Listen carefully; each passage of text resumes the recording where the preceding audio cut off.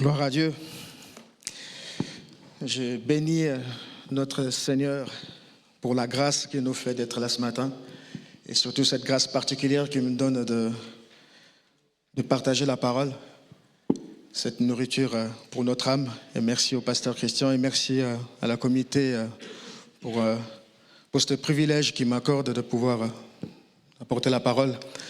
Et ce matin, le Seigneur nous invite à prêter l'oreille à sa parole. Le Seigneur dit, prête l'oreille à ma parole. Ma parole est très, très importante pour notre âme, pour notre vie et pour notre vie chrétienne. On va voir deux trajectoires, deux histoires. Dans la parole, je voulais prêcher sur l'œuvre accomplie de Christ. On va voir ce que Christ nous a amené. Mais avant, il faudra qu'on aille au commencement, parce que c'est là où tout a commencé. C'est dans Genèse chapitre 3, verset 1. Nous connaissons tous cette histoire. Nous connaissons Adam et Ève, la créature. Dieu va leur donner un privilège, un jardin pour gérer. On saura que Adam et Ève, c'était des hommes parfaits. Ils n'avaient pas de péché en eux. Dieu les a conçus comme ça, dès le départ. Dieu les a conçus pour avoir cette intimité constante, tous les jours avec eux. Dieu leur a donné les jardins et leur a dit, cultivez. C'était comme un peu de concierge. Prenez-en soin. C'est dommage, hein, aujourd'hui, ce n'est pas trop le cas. Hein. On a tout mis de côté, mais voilà un peu ce que Dieu leur dit, mais voici, je vous ai tout donné, je vous ai donné ce qu'il fallait, je vous ai donné en fait tous ces territoires d'Éden pour que vous puissiez gérer. Il y a toutes sortes d'arbres, oh ils sont magnifiques, il y a tout dans le jardin, des fruits succulents, trop bien. Mais par contre, il y a un mais. Il y a un arbre au milieu du jardin, c'est l'arbre des connaissances du bien et du mal. Et il y a aussi un arbre, l'arbre de vie. C'est des natures. L'arbre de vie, c'est une nature. Jésus-Christ dit, je suis la vie. L'arbre des connaissances et du mal, c'était aussi une nature. Dieu leur a dit, vous n'y toucherez pas. Vous n'y toucherez pas. Mais voilà un jour, alors que Adam et Ève sont là, tranquilles, paisibles, et le serpent va débarquer. Et on saura que Lucifer connaît aussi la parole. Parce la Bible dit qu'il était un ange de Dieu. C'était un ange qui avait une place très importante. Mais par son orgueil, Dieu l'a précipité. Mais il va venir, lui, en étant malin. Et il lui dit, mais sérieusement, Ève, est-ce que Dieu vous a réellement dit que vous ne mangerez pas de l'arbre de la vie? Est-ce qu'il l'a réellement dit? Il a simplement pris la parole, il l'a camouflée. Satan a tordu la parole. Et Ève, de son côté, il a laissé faire. Elle a laissé faire. Ève a donné l'écoute. Elle a donné du crédit à la parole de Lucifer.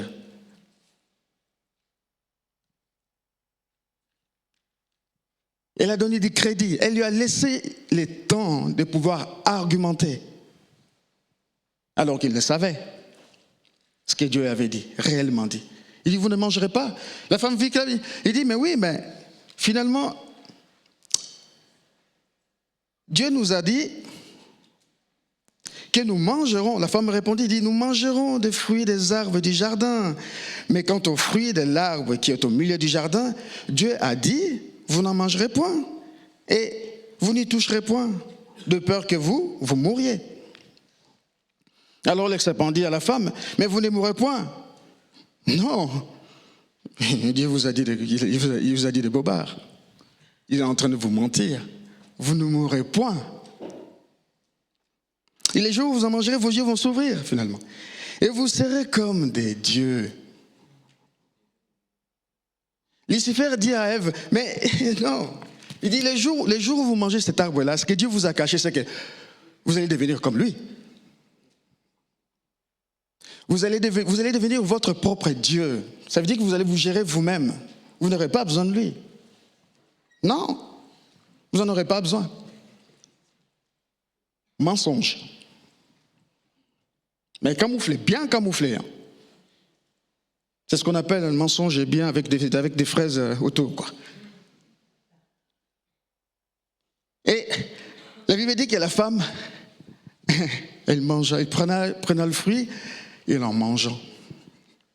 Moi, je me demandais, mais où était Adam? Adam était où? Pendant que Ève était en train de se faire malmener par Satan, où était Adam? Mais la Bible dit qu'il n'était pas loin. Adam n'était pas loin. Mais je dis, mais pourquoi il n'a pas réagi? Pourquoi il ne réagit pas? Ma femme est en train de se faire coster par un gaillard que je ne connais pas. Oh. C'est mon épouse, sérieux. Laisse-la tranquille. Ou peut-être venir écouter. Il dit, c'est quoi la discussion? C'était quoi la discussion? Non. Adam était là, mais comme s'il n'était pas là.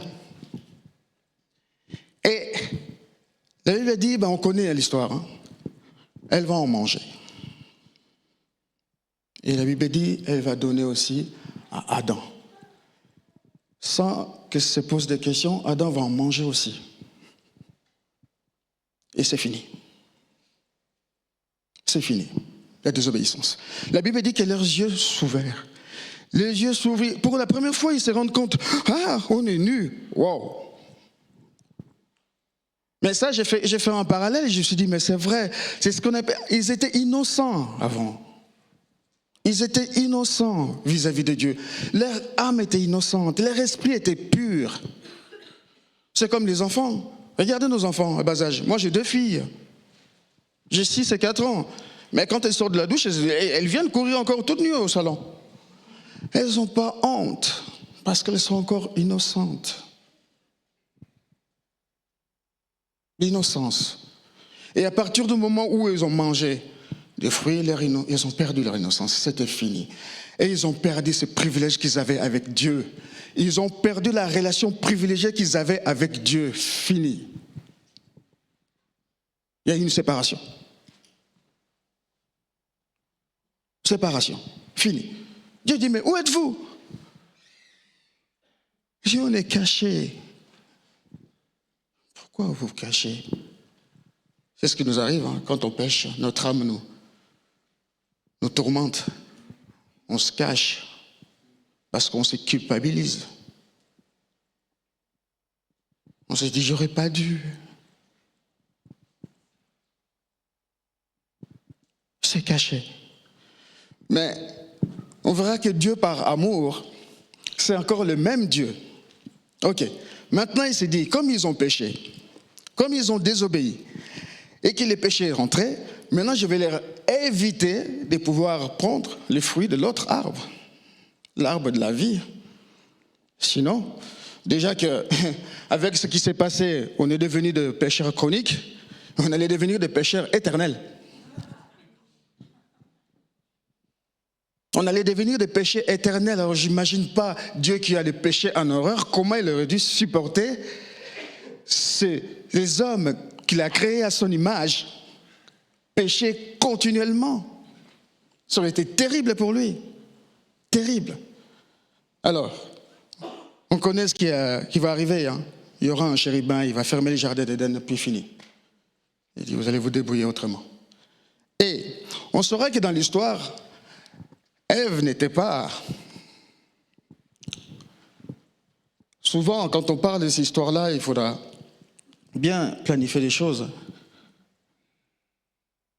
Il y avait un responsable dans le jardin, il s'appelle Adam. Ève était coupable, mais il y avait un responsable, il s'appelle Adam. Ok, maintenant, chacun va avoir pour sa pomme. Vous avez fait des bêtises, vous allez payer. Les serpents en a eu pour lui, la femme en a eu pour elle, et Adam aussi. Et on sait ce qui va suivre. Les couples vont aller s'installer, ils vont avoir les enfants, premier meurtrier, premier assassin dans l'ère de l'humanité. Premier assassin, paf, fini. Et les mâles vont continuer, les mâles empirent. Ça veut dire que l'homme va devenir encore de plus. Il va devenir un as en faisant du mal. Le mal est tellement entré dans l'homme, il est devenu un ingénieur pour créer le mal.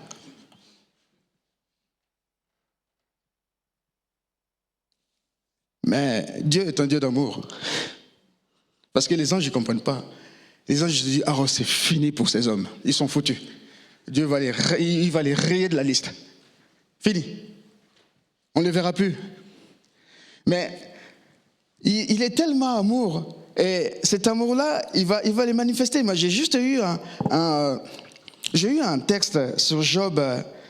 C'est Job chapitre 15, verset 18, où il y a un des amis de Job qui va dire, en fait, il va dire à Job, il va l'expliquer. Il va dire, au chapitre Job 15, verset 14, il dit, qu'est-ce qu'est l'homme pour qu'il soit pur? Celui qui est né de la femme peut-il être juste?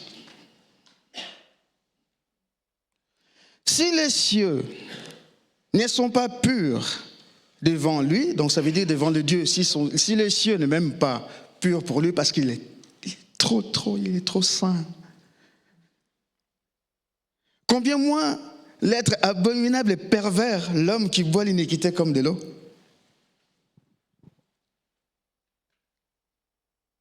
Regarde où on est. Et ces dieux-là nous aiment, ils continuent à nous aimer. Et les anges ne comprennent pas. Satan ne comprend pas. Comment il continue encore à aimer ces êtres-là? Et Satan ne comprend pas l'amour de Dieu. Les anges disent, c'est incroyable. Tu continues à les aimer malgré ça. Il fait, oui. Je les ai créés, ce sont mes images. Je les ai créés. Et on connaît la suite. Premier Adam, combat avec les Satan, avec Lucifer. Adam est KO. Paf, fini. Lucifer s'est dit, je suis vainqueur. Il est parti avec sa victoire. Ah, Dieu, dans sa grâce, maintenant il va commencer à cogiter. Il va réfléchir. Il fait, non, il ne faut pas que je laisse comme ça. Je ne vais pas laisser mes enfants comme ça, ce n'est pas possible. Je ne vais pas les laisser dans cet état. Je les aime trop. J'ai besoin de cette relation avec eux. J'ai besoin d'interagir avec eux. Cette relation-là qu'il a besoin quotidiennement avec nous, qui nous attend dans le lieu secret. C'est ça, ce que Dieu là aime. Il veut nous avoir avec lui. C'est un Dieu jaloux. Il ne veut pas nous partager. Et malheureusement, c'est nous qui manquons de temps. Lui, il est toujours dans les lieux secrets. Mais c'est nous qui ne sommes pas. On n'est pas là. On est trop préoccupés par nos petites affaires, par la pression de ce monde. On n'a pas le temps. Et Dieu dit, il faut que je trouve une solution. Il va envoyer les prophètes. Les prophètes vont arriver. Les prophètes vont faire leur boulot. Ils vont annoncer l'évangile. Ils vont annoncer l'évangile de leur époque. Plutôt des prophéties. Ils en vont annoncer. Mais Dieu dit non, c'est pas suffisant. Les gens vont commencer à prendre des animaux à la place pour des sacrifices. Parce qu'il faut du sang. Et il dit non, c'est pas ça. Les sangs d'animaux, c'est pas suffisant. Il faut autre chose. Et Jésus va débarquer, il dit, mais voici Père, envoie-moi. Et le deuxième Adam va débarquer. Jésus-Christ homme. Je ne vais pas relater son histoire. Dès sa naissance déjà, Satan voulait à tout prix l'éliminer parce qu'il savait qu'il y a. Il dit, j'en ai un autre. Il faut que j'essaye. Lui aussi, il faut que j'essaye. Je vais essayer de l'éliminer. Matthieu.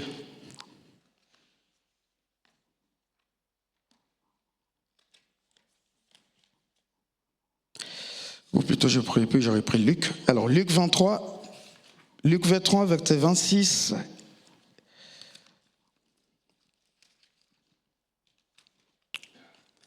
Alors que Christ va faire le ministère de son Père, on connaît son histoire. Il va être tout prêt, il va guérir les gens, il va apporter la bonne nouvelle, il va enseigner, faire ce que son papa lui a demandé. Puis maintenant, il arrive en temps, il faudra payer.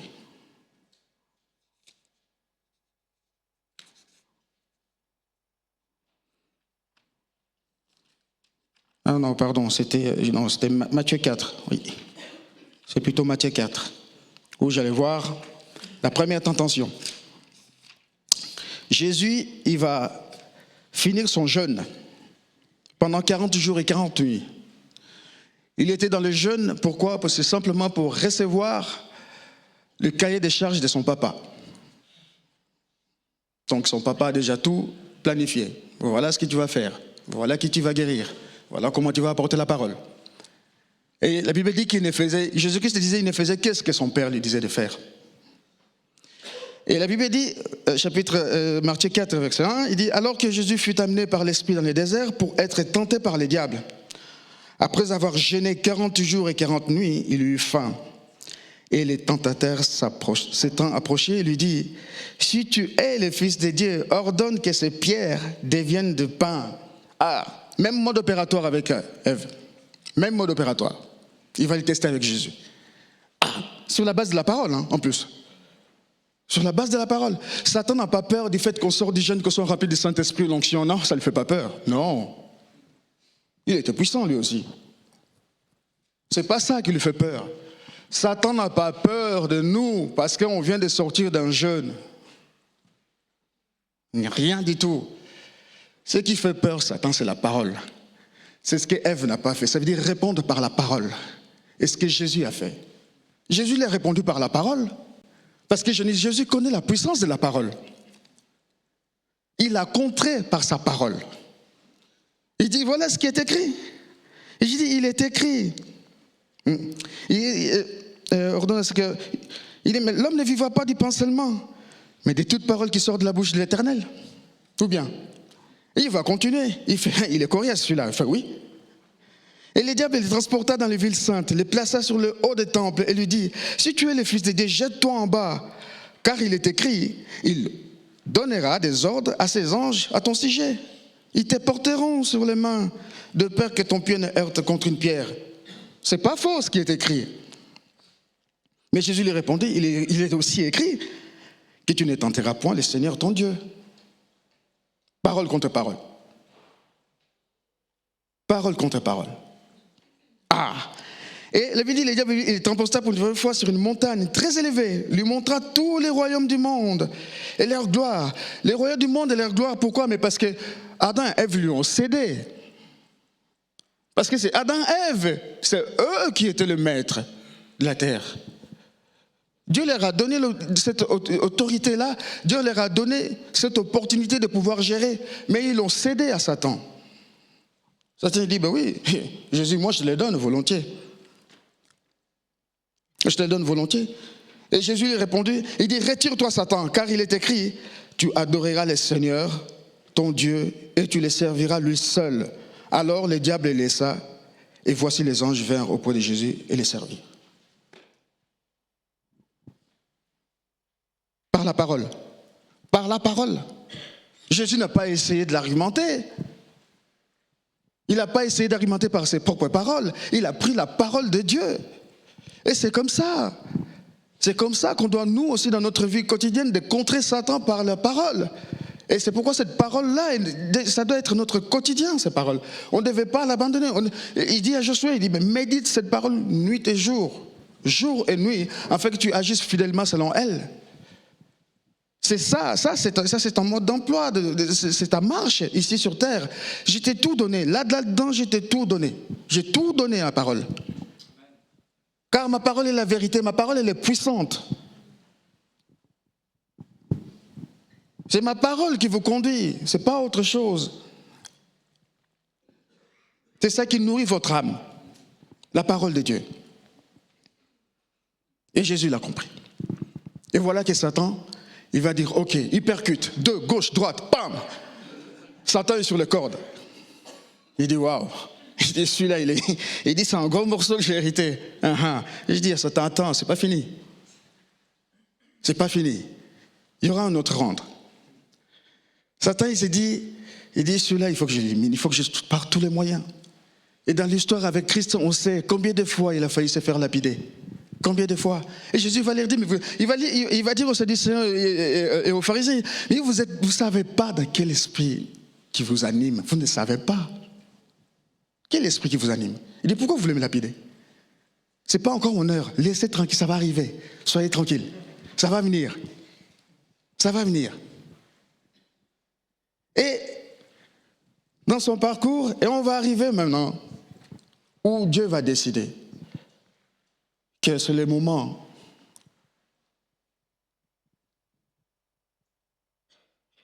de sauver son peuple. La Bible dans le jardin de Gethsémane, pendant qu'il priait, la Bible dit que la sueur, là, s'est transformée en grumeaux de sang, tellement que c'était lourd. C'était lourd, c'est que Dieu lui a dit, voilà ce que tu vas subir. Tu vas porter les péchés de l'humanité. Il a dit, waouh, Seigneur. Il dit, si tu peux éloigner cette coupe de moi. Il dit, c'est trop. Mais non pas selon ma volonté, mais selon ta volonté. Mais c'est lourd. C'est lourd.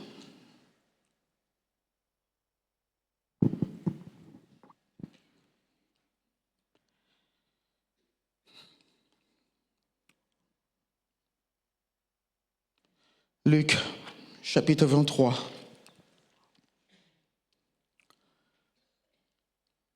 Verset 26. Comme il l'amenait, ils prirent un certain Simon de Cyrène qui revenait des champs et ils les chargèrent de la croix pour qu'il l'apportât derrière Jésus. Il était suivi d'une grande multitude de peuple et les femmes qui se frappaient la poitrine se lamentaient sur lui. Et Jésus leur dit, filles de Jérusalem, ne pleurez pas pour moi, ça devait être la joie. Si vous avez su ce que moi je suis en train de faire là, vous devez plutôt danser. Oui, parce que ça devait être une joie. Parce qu'il y a quelqu'un qui, en fait, finalement, a décidé d'accepter de mourir à votre place. Ça veut dire que votre condamnation à vous, c'est moi qui les prends. Si ces jours-là, on méritait 10 coups de fouet, Jésus dit, ouais, je prends 10 coups de fouet à leur place. Mais on devait remercier cette personne-là. On devait lui dire merci. On devait se réjouir. Il dit, femmes, ne pleurez pas pour moi. Pleurez plutôt pour vos enfants. Réjouissez-vous de ce que moi, je suis en train d'aller maintenant pour accomplir ce que Dieu voulait pour vous. Et il dit, car voici les jours viendront où l'on dira, heureuses les stériles, heureuses les entrailles qui n'ont point enfanté et les mamelles qui n'ont point allaité. Et je vais aller plus loin. Et voilà maintenant ce qui va déterminer l'œuvre de la croix et l'œuvre accomplie. Jésus va dire, Père, pardonne-leur, car ils ne savent ce qu'ils font. Adam et Ève, quand ils sont partis, il y a eu la séparation. On n'a pas entendu le pardon. Adam et Ève, ils n'ont pas demandé pardon à Dieu. Donc d'un côté, comme s'ils avaient accepté leur sort. Ils sont partis sans pardon. Et le deuxième Adam, il arrive et dit, voilà ce que moi je vous apporte. Je vous apporte le pardon. Le pardon pour vous libérer, pour vous réconcilier avec le Père. Le pardon, la puissance qui libère. Et dans la prière de notre Père, on voit comment Jésus-Christ nous enseignait. Il disait, mais oui, il dit, pardonne-nous nos offenses, comme nous pardonnons aussi à ceux qui nous ont offensés. Donc le Père est en train de dire, oui, moi, je vous pardonne, mais je vous donne aussi cette force de pouvoir pardonner. Ça veut dire que si moi je vous pardonne, vous devez pardonner aussi. Vous devez avoir un cœur qui pardonne aussi. Mais on a du mal à pardonner. On a du mal à pardonner. On garde rancune dans nos cœurs. On emprisonne des gens dans nos cœurs. Vous savez ce que c'est une prison? Les gens qui sont en prison, ils ne vont pas faire leurs besoins chez eux. Hein. Ils font leurs besoins dans la prison. Alors imagine si vous les renfermez dans votre cœur.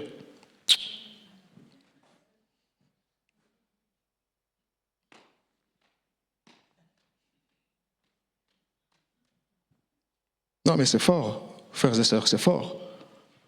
Vous l'emprisonnez, vous l'enfermez au-dedans de vous. Et vous bloquez votre pardon au ciel. Dieu dit, si vous ne pardonnez pas, je ne vous pardonne pas non plus. Regardez toutes les maladies qu'on a. Regardez. On a des situations créées par nous-mêmes. L'Éternel dit, les pardons, c'est une puissance qui libère. Mais c'est ce que il dit, je vous l'ai donné, moi, les pardons.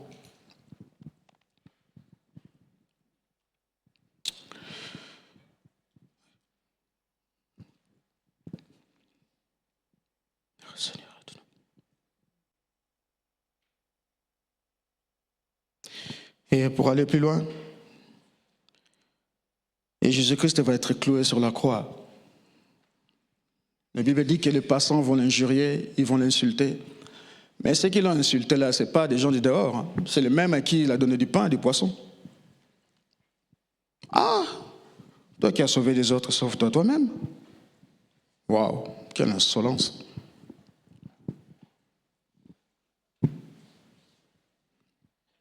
Et il va être sur la croix, verset 46, il va dire, Jésus cria d'une voix forte et dit, Père, j'ai remis mon esprit entre tes mains. En disant ces paroles, il respira. Pourquoi il a remis son esprit? Parce que son esprit, bien évidemment, notre esprit à nous, c'est ce que Dieu nous a donné comme un cœur. L'esprit retourne auprès du Père, mais l'âme. Dans Ézéchiel, chapitre 18 et 20, il est dit, l'âme qui pêche, c'est l'âme qui meurt. Donc, Jésus avait bien une âme. Son esprit est retourné vers le Père, mais son âme devait aller dans le séjour des morts. Parce qu'il a porté les péchés de l'humanité. Les pères ne pouvaient plus le voir. Les pères ne pouvaient plus les supporter. La Bible dit que Dieu a les péchés en horreur. Dieu n'aime pas les péchés, Dieu déteste les péchés. Son propre fils, fini, il ne pourrait plus les regarder.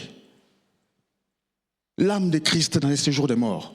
Ah, là maintenant Satan arrive, il va jubiler. Il fait wow.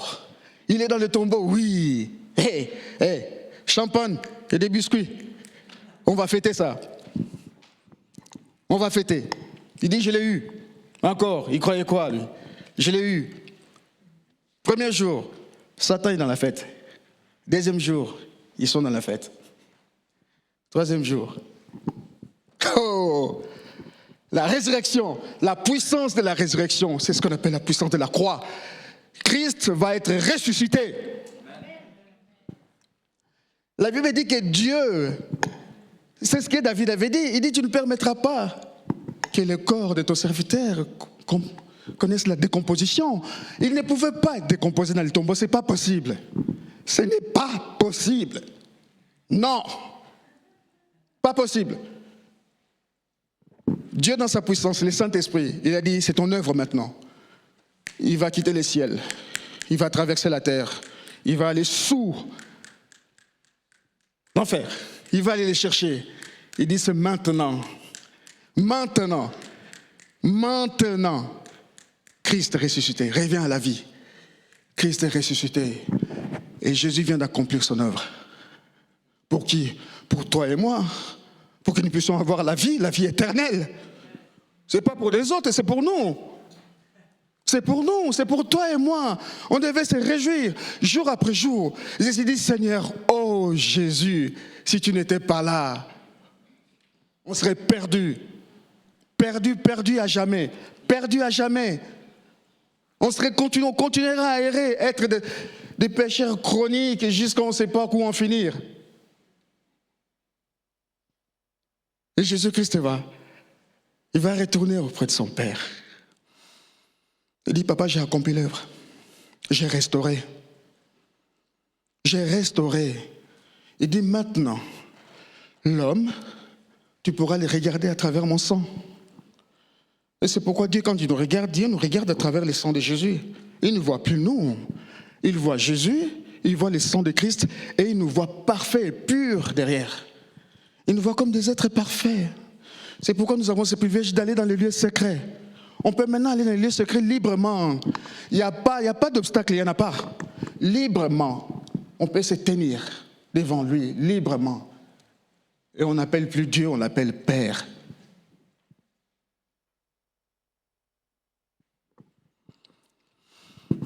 Pour terminer, j'ai juste une image pour voir la conséquence.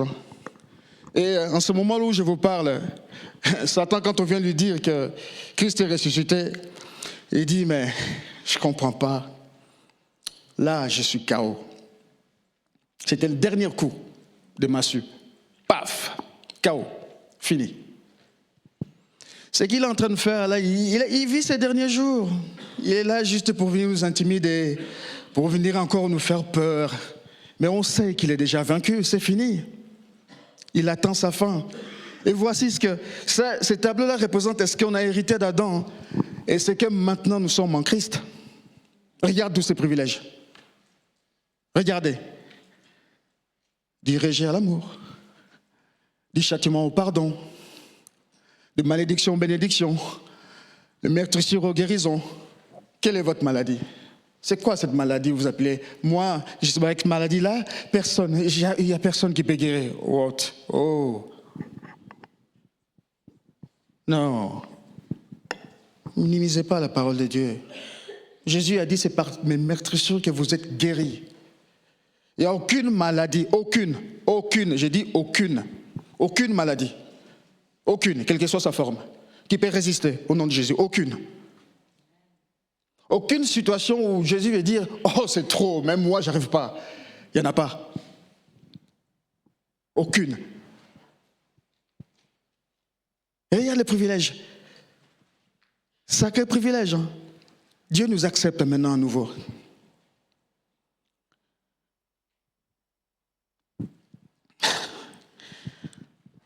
J'aimerais par ces derniers mots que nous inclinions un peu nos têtes et que nous puissions nous examiner nous-mêmes.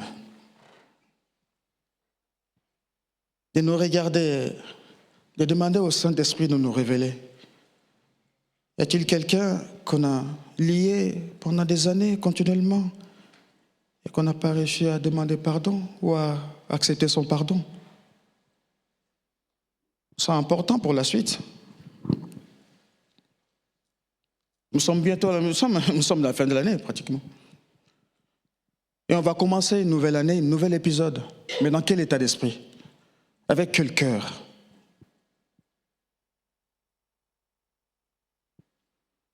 Je nous dis, je vous donne l'occasion de pouvoir rentrer en vous-même. Dis, je vous ai pardonné. Pardonnez vous aussi. Libérez votre cœur.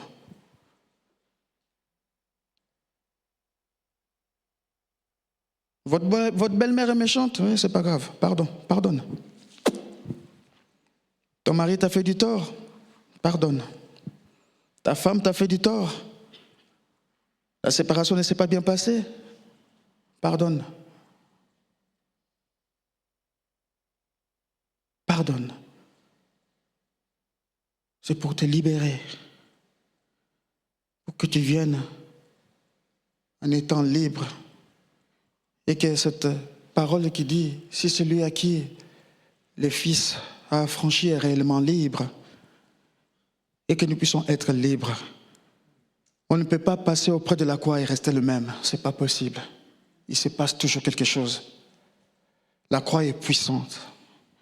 La croix de Christ est puissante.